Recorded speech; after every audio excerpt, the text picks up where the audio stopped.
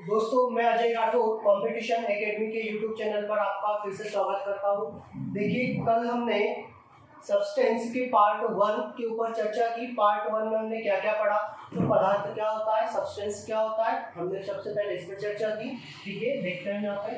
सबसे पहले हमने देखा व्हाट इज सब्सटेंस, पदार्थ क्या होता है। ठीक, दूसरा हमने देखा पदार्थ की अवस्थाओं के बारे में, पदार्थ की अवस्थाएं। ठीक है, पदार्थ की कितनी अवस्था हमने देखी, तो पदार्थ की फर्स्ट अवस्था होती है ठोस, दूसरी होगी द्रव, तीसरी होगी गैस, पदार्थ की चौथी अवस्था होगी प्लाज्मा।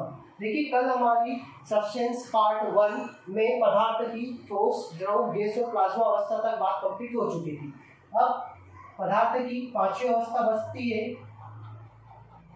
Bose Einstein condensate. ठीक है, बोस आइंस्टाइन कंडेंसेट पदार्थ की हमारी पांचवी अवस्था बचती है, जो कि कृत्रिम अवस्था है। ठीक, तो हम स्टार्ट करते हैं बोस आइंस्टाइन कंडेंसेट अवस्था से।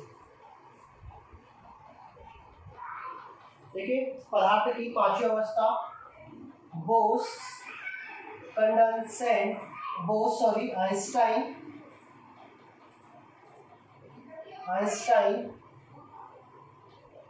कंडेंसेट। देखिए, पदार्थ की पांचवी अवस्था बोस आइंस्टाइन कंडेंसेट, जो कि पदार्थ की एक कौन सी अवस्था है, तो पदार्थ की यह एक कृत्रिम अवस्था है। कृत्रिम अवस्था, इस अवस्था का निर्माण कैसे किया गया है, आज हम इसके ऊपर चर्चा करेंगे। देखिए, इससे पहले हम देखें, जैसा कि हमारा शुरू से उद्देश्य रहा है कि बिल्कुल बेसिक टू मॉडरेट लेवल। तो देखिए, सबसे पहले हम इसका बेसिक लेवल की बात करें कि देखिए 1924-25 1924 एंड 25 1924-25 में दो वैज्ञानिक थे, सत्येंद्र नाथ बोस, जो कि एक इंडियन साइंटिस्ट, इंडियन वैज्ञानिक थे। ठीक है, सत्येंद्र नाथ बोस, और दूसरे थे आइंस्टीन कहाँ के थे, तो देखिए ये बहुत इंपॉर्टेंट क्वेश्चन होता है कि आइंस्टीन कहाँ के वैज्ञानिक थे, तो आइंस्टीन जर्मनी के थे। ठीक है, ये याद रखना।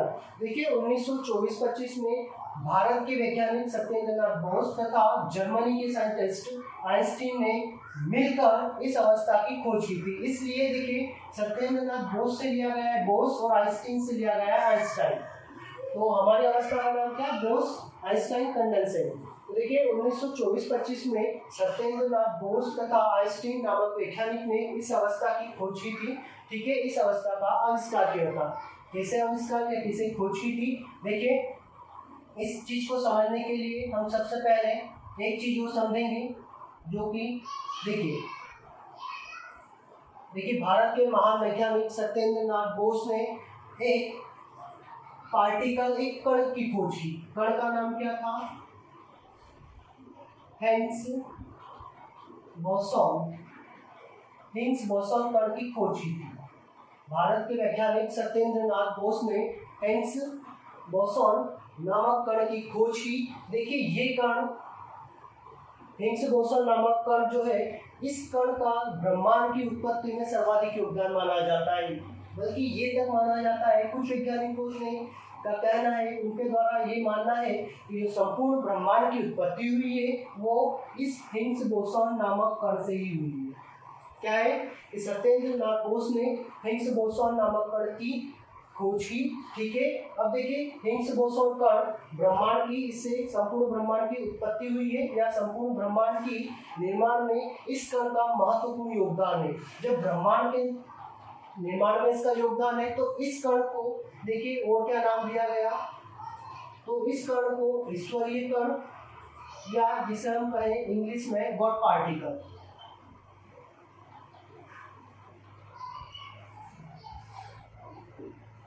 देखिए, गॉड पार्टिकल या ईश्वरीय कण कहा जाता है। तो देखिए, सबसे इम्पोर्टेंट क्वेश्चन होता है, ये भी इम्पोर्टेंट क्वेश्चन है कि हिग्स बोसॉन कण की खोज किसने की, तो हिग्स बोसॉन कण की खोज सत्येंद्र नाथ बोस ने की। दूसरी बात, देखिए क्वेश्चन अधिकतर इस टाइप से पूछा जाता है कि ईश्वरीय कण क्या है, तो ईश्वरीय कण क्या है या बर्ड पार्टिकल क्या है, तो बर्ड पार्टिकल्स भारत के वैज्ञानिक सत्येंद्र नाथ बोस द्वारा खोजा गया एक कण है, कण का नाम हिग्स बोसॉन कण। उसी कण को ईश्वरीय कण कहते हैं, जिसका ब्रह्मांड की उत्पत्ति में सर्वाधिक योगदान है। ठीक है यहाँ तक। अब देखिए हम थे बोस आइंस्टाइन कंडेंसेट अवस्था में, तो इसी हिग्स बोसॉन कण से ही बोस आइंस्टाइन कंडेंसेट अवस्था प्राप्त की जाती है। देखिए इसीलिए हमने इसकी पहले थोड़ी सी हिस्ट्री देखी। ठीक, अब देखिए कैसे प्राप्त की जाती है।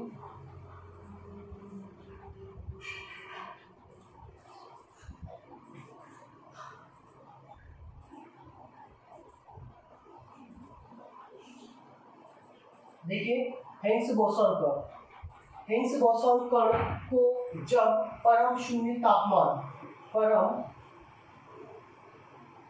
शून्य ताप या परम शून्य तापमान, हिग्स बोसॉन कण को जब परम शून्य तापमान या हम कहें निम्नतम तापमान या परम शून्य तापमान क्या होता है, तो ये होता है 0 डिग्री केल्विन या -273.15 डिग्री सेंटीग्रेड। देखिए परम शून्य तापमान क्या, तो 0 डिग्री केल्विन या -273.150 डिग्री सेंटीग्रेड होता है परम शून्य तापमान। देखिए ये भी पूछा जाता है कि परम शून्य तापमान क्या होगा, तो 0 डिग्री केल्विन, ऑप्शन में होता है 0 डिग्री सेंटीग्रेड। तो देखिए ये सरासर गलत है।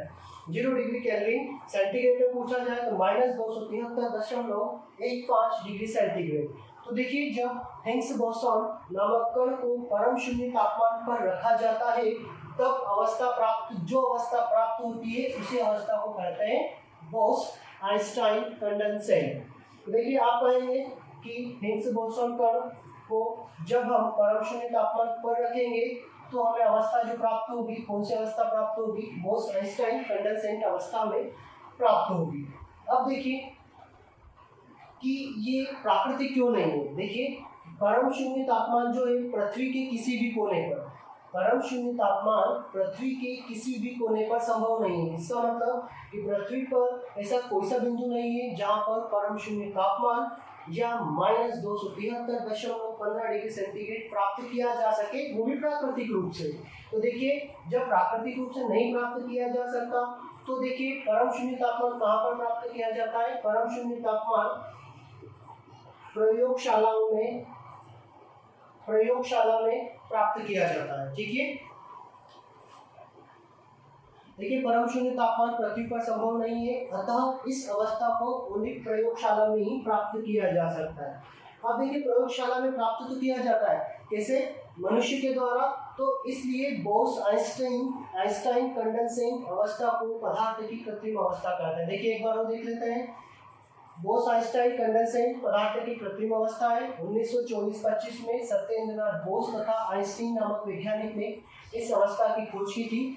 अब सत्येंद्र नाथ बोस ने हिग्स बोसॉन नामक कण की खोज की। ये वही कण है जिसका ब्रह्मांड की उत्पत्ति में सर्वाधिक योगदान माना जाता है, अतः इस कण को ईश्वरीय कण या गॉड पार्टिकल कहते हैं। ठीक है, यहाँ तक। जब हिग्स बोसॉन कण को, ठीक है, परम शून्य तापमान पर रखा जाता है, तो जो अवस्था में प्राप्त होती है उसी अवस्था को कहते हैं बोस आइंस्टाइन कंडेंसेट अवस्था। दूसरी बात आती है कि क्या परम शून्य तापमान पृथ्वी पर प्राकृतिक रूप से संभव है, तो नहीं। तो परम शून्य तापमान प्रयोगशालाओं में ही प्राप्त किया जा सकता है। तो दोस्तों हमारी बात कंप्लीट होती है पदार्थ की अवस्थाओं पे। ठीक, पहला हमने पढ़ा solid, second liquid, third gas, fourth plasma and fifth पढ़ा हमने बोस आइंस्टाइन कंडेंसेट अवस्था के बारे में। अब हम देखेंगे कि पदार्थ का अवस्था परिवर्तन। ठीक है, देखिए सबसे ज्यादा जो क्वेश्चन बनता है वो बनता है पदार्थ की अवस्था परिवर्तन से। कैसे बनता है आप सभी ने पढ़ा है इसे, फिर भी हम देखते हैं एक बार। देखिए पहले इसे स्टार्ट करने से पहले हम देखेंगे कि पदार्थ की अवस्था परिवर्तन होता क्या है। ठीक, आपका मेन हेडिंग होगा यहाँ पे अवस्था परिवर्तन। अवस्था परिवर्तन। अब देखिए यहाँ पे, इससे पहले समझिए आप। देखिए अगर हमारे पास यहाँ पर ये जल भरा हुआ है, ठीक है, हमारे पास ये जल है, अगर इस भरे हुए जल को हम फ्रिज में रख देते हैं, ठीक है, फ्रिज में रख देते हैं फ्रीजर में, तो ये क्या बन जाएगा, बर्फ बन जाएगा। ठीक, जब इसी बर्फ को हम तापमान दे दें, ठीक है, तापमान दे दें, या हम कहें इसे अग्नि पर रख दें, ठीक है, इसे उच्च तापमान पर रखें, तो ये फिर से बर्फ क्या बनेगा, फिर से आप कहेंगे जल बनेगा। तो देखिए जो जल था पहले बर्फ बन गया, बर्फ फिर से जल में कन्वर्ट हो गया। तो देखिए यहाँ पर यही होती पदार्थ की अवस्था परिवर्तन। पहले पदार्थ किस अवस्था में था, तो जल पदार्थ की लिक्विड अवस्था, अभी जस्ट हमने पहले पढ़ा है, बर्फ पदार्थ की ठोस अवस्था, और जल पदार्थ की कौन सी अवस्था, द्रव अवस्था। यहाँ तक क्लियर। अब देखिए इसी अवस्था, जब पदार्थ एक अवस्था से दूसरी अवस्था में जाता है तो इसे हम कहते हैं पदार्थ की अवस्था परिवर्तन। अब देखिए यहाँ से क्वेश्चन कैसे बनता है, देखिए यहाँ पे क्वेश्चन इस टाइप से होता है इसमें कि जब पदार्थ द्रव अवस्था से ठोस अवस्था में जाता है तो इस अवस्था परिवर्तन को क्या कहते हैं। तो देखिए पदार्थ द्रव को छोड़ा जल पे बात करें, जल को हम बर्फ बनाना है तो हमें क्या करना पड़ेगा, जल बर्फ बनेगा तो जम जाएगा, फ्रीज हो जाएगा, तो पदार्थ की इस अवस्था को क्या कहेंगे, फ्रीजिंग अवस्था कहेंगे। ठीक है, पदार्थ की इस अवस्था को, जब पदार्थ द्रव से ठोस में जाएगा तो कौन सी अवस्था, फ्रीजिंग अवस्था, जिसे हम हिमीकरण भी कहते हैं, हिमीकरण। ठीक है, आता देखिए ये किस टाइप से क्वेश्चन पूछा जाता है कि जब पदार्थ द्रव से ठोस में जाता है तो इस अवस्था परिवर्तन को क्या कहेंगे, तो इसे कहेंगे फ्रीजिंग या हिमीकरण। अब जब पदार्थ, या जब बात करें पदार्थ आ रहा है बार बार नाम, बर्फ, जब बर्फ जल में कन्वर्ट होगा तो हमें क्या करना पड़ता है, देखो जब बर्फ है जल में कन्वर्ट होता जाता है तो हम कहेंगे बर्फ गल रहा है, बर्फ का गलन हो रहा है, तभी तो जल बन रहा है। तो देखिए पदार्थ की इस अवस्था परिवर्तन को हम कहेंगे गलन, गलन या गलनांक हम जिसे कहेंगे, ठीक है, गलन या गलनांक, या इंग्लिश में इसे हम कहेंगे मेल्टिंग, इसे कहेंगे फ्रीजिंग, इसे कहेंगे मेल्टिंग। तो देखिए पहला आपका था कि कोई पदार्थ द्रव से ठोस में जाएगा तो हिमीकरण, ठोस से द्रव में आएगा तो मेल्टिंग या गलनांक। यहाँ तक ठीक। देखिए आप इसे पॉइंट बना के लिख लीजिएगा, ठीक। सेकेंड होगा हमारा, देखिए अगला लेते हैं हम, जब कोई पदार्थ ठोस से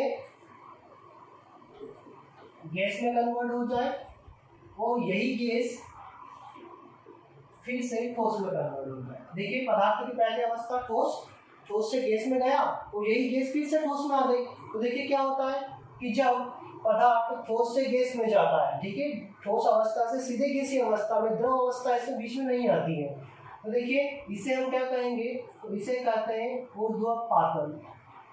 पदार्थ की इस अवस्था को कहेंगे ठोस अवस्था से सीधे गैस अवस्था में कन्वर्ट होना, मतलब पदार्थ का कौन सी अवस्था हो गई, इस अवस्था परिवर्तन को ऊर्ध्वपातन, या इंग्लिश में हम इसे कहते हैं सब्लिमेशन। ठीक है, देखिए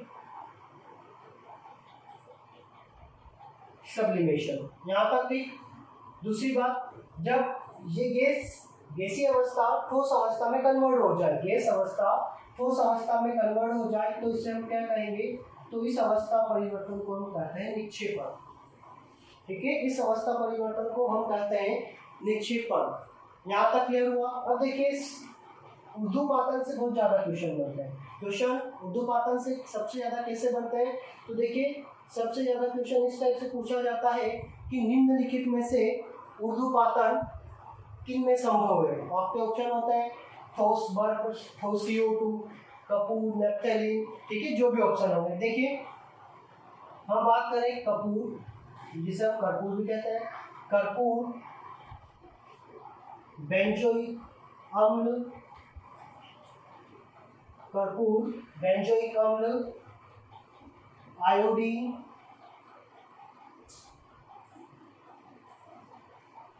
ठोस CO2, एक और बचे हमारा नेफ्थेलिन। देखिए जब कपूर को आपने कभी गर्म किया होगा तो कपूर ठोस बत्ती टाइप होता है, छोटी सी बत्ती टाइप, ठीक है।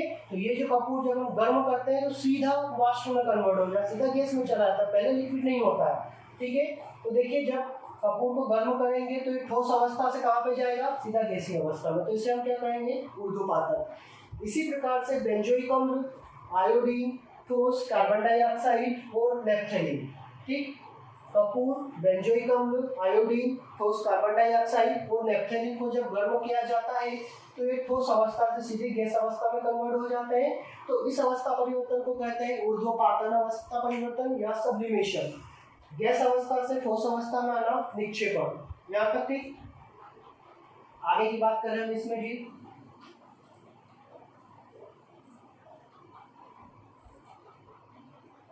देखिए अगला होगा हमारा, अब हम लेके आ जाते हैं द्रव से गैस में ले आते हैं, द्रव अवस्था से गैस अवस्था में और गैस अवस्था से द्रव अवस्था में। देखिए इसके उदाहरण, इसके एग्जाम्पल क्या होंगे, हम इसको एग्जाम्पल के थ्रू कोशिश करते हैं।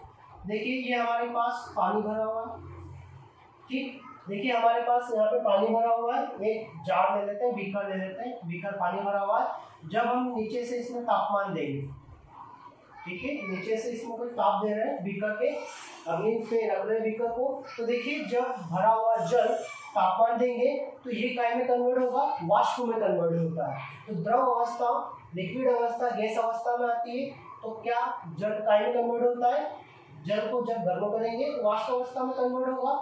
तो इस अवस्था परिवर्तन को, द्रव अवस्था से गैस अवस्था में जाना, इस अवस्था परिवर्तन को हम कहते हैं वाष्पीकरण अवस्था परिवर्तन, वेपोराइजेशन, ठीक है। यहाँ तक द्रव अवस्था से गैस अवस्था में वाष्पीकरण। अब देखिए यहाँ पे जो द्रव था गैस अवस्था में होगा कन्वर्ट। अब हम बात करें कि बादल, देखिए बादलों से जब पानी बरसता है तो क्या होता है, देखिए बादल गैस अवस्था में होते हैं, तो बादल गैस अवस्था में हुए, ठीक। जब बादलों का संघनन अत्यधिक प्रेशराइज्ड कर दिया जाए, तो बादलों का जब संघनन होता है, ठीक है, बादलों का जब संघनन होता है कंडेंसेंस, तब बादल पानी बरसाते हैं। जब बरसात होती है तो गैस अवस्था से द्रव अवस्था में परिवर्तन होना को किस अवस्था परिवर्तन या तो गैस अवस्था से द्रव अवस्था परिवर्तन को क्या कहते हैं, तो उस अवस्था परिवर्तन को संघनन कहते हैं, ठीक। एक बार और देख लीजिए, द्रव अवस्था से गैस अवस्था में जब पदार्थ की कोई द्रव अवस्था गैस अवस्था में कन्वर्ट होती है तो इसे वाष्पीकरण कहते हैं, वेपोराइजेशन।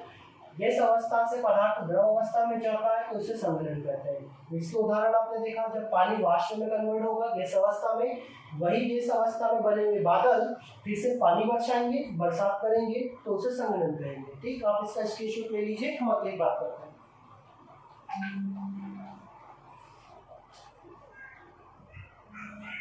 ठीक है दोस्तों, आगे की बात करें इसमें हम,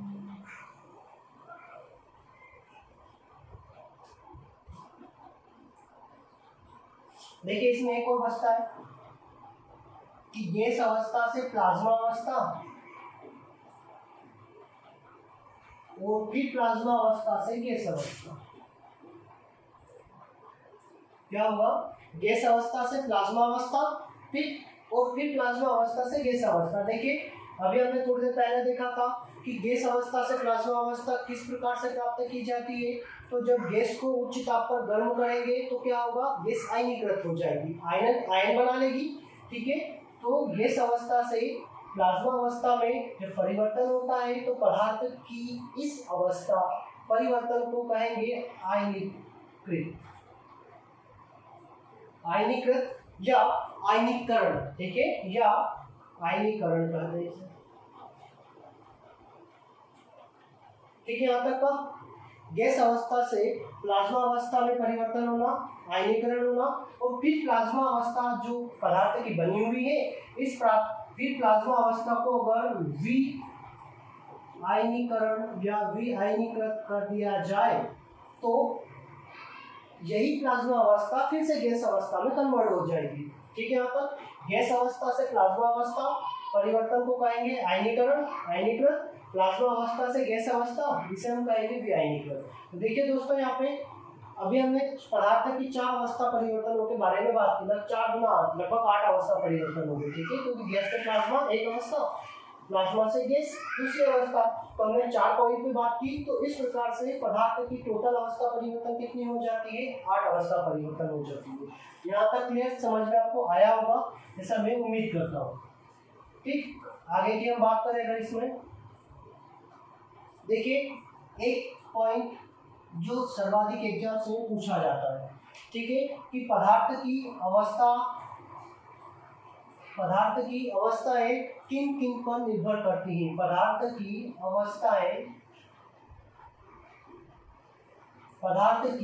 अवस्थाएं दाब व तापमान पर निर्भर करती है। देखिए ये क्वेश्चन पूछा जाता है कि क्वेश्चन इस टाइप से होता है कि निम्नलिखित में से पदार्थ की अवस्था परिवर्तन किस पर निर्भर नहीं करती है। आपके पास ऑप्शन है दाब है, ताप है, ठीक है, और भी कोई ऑप्शन है, तो इनमें तो करेगी, किस पर नहीं करते हैं, तो जो आपका तीसरा होगा या जो आपके ऑप्शन होंगे उस हिसाब से लग जाएगा। यह पदार्थ की अवस्था परिवर्तन किस पर निर्भर करती है। आपके पास अगर एक ही ऑप्शन है दाब, बाकी 3 अदर ऑप्शन है, तो आपका आंसर दाब हो जाएगा। दाब नहीं है, ताप है, तो ताप हो जाएगा। तो देखिए पदार्थ की अवस्था परिवर्तन दाब, प्रेशर, तापमान, टेम्परेचर पर निर्भर करती है। यहाँ तक क्लियर। तो देखिए दोस्तों, आपको अगर इस वीडियो में कोई भी प्रॉब्लम आती है, अगर आपको कोई भी डाउट होते हैं तो आप कमेंट करके आपके डाउट पूछ सकते हैं, ठीक है, या आपको वीडियो के नीचे डिस्क्रिप्शन में कंपटीशन एकेडमी के व्हाट्सएप चैनल का नंबर या व्हाट्सएप की जो लिंक दे दी जाएगी, तो आपको अगर कोई भी इसमें प्रॉब्लम आती है, डाउट क्वेश्चन होते हैं, तो आप हमारे कंपटीशन एकेडमी के व्हाट्सएप ग्रुप पर भी आपके डाउट पूछ सकते हैं, ठीक है। यहाँ तक तो देखिए दोस्तों, आज हमारा सब्सटेंस पदार्थ केमिस्ट्री का जो हम चैप्टर पढ़ रहे थे सब्सटेंस कंप्लीट होता है। इसे हमने 2 पार्ट में पढ़ा, पार्ट 1 एंड पार्ट 2।